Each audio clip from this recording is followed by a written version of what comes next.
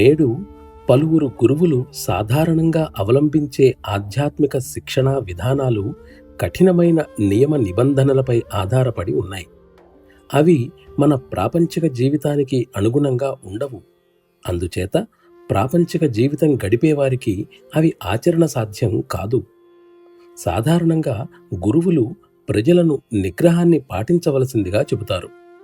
ఇందుకోసం ఓ ప్రత్యేక జీవన విధానాన్ని చేపట్టి ప్రాపంచిక వ్యవహారాలతో సంబంధం లేకుండా ఉండమని చెబుతారు. గంటల తరబడి సాధన చేయమని సలహా ఇస్తారు. దీనిని బట్టి అటువంటి శిక్షణా పద్ధతి సామాన్యుల కోసం ఉద్దేశించబడినది కాదని స్పష్టమవుతుంది. ఎందుకంటే వారు ప్రాపంచిక బంధాలను తెంచుకొని దూరంగా ఉంటూ అంత ఎక్కువ సమయాన్ని సాధనకు వినియోగించలేరు.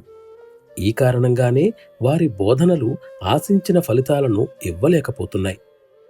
వాళ్ళెంత కృషి చేసినా ప్రజలను ఆ విధంగా తీర్చిదిద్దలేకపోతున్నారు. వాస్తవానికి వారికి ఆచరణీయ దృక్పథం కంటే సిద్ధాంతపరమైన దృక్పథమే ఎక్కువైందని స్పష్టమవుతోంది.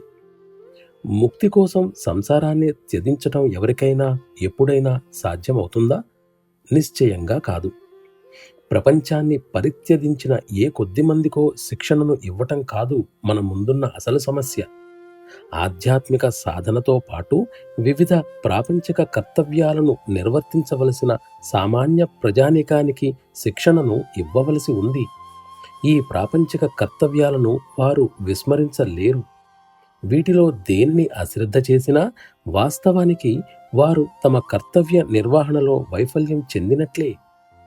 వారికి ఆధ్యాత్మిక, ప్రాపంచిక జీవితాలు రెండూ కూడా సరి సమానంగా ప్రక్కప్రక్కనే ఉజ్వలంగా కొనసాగాలి.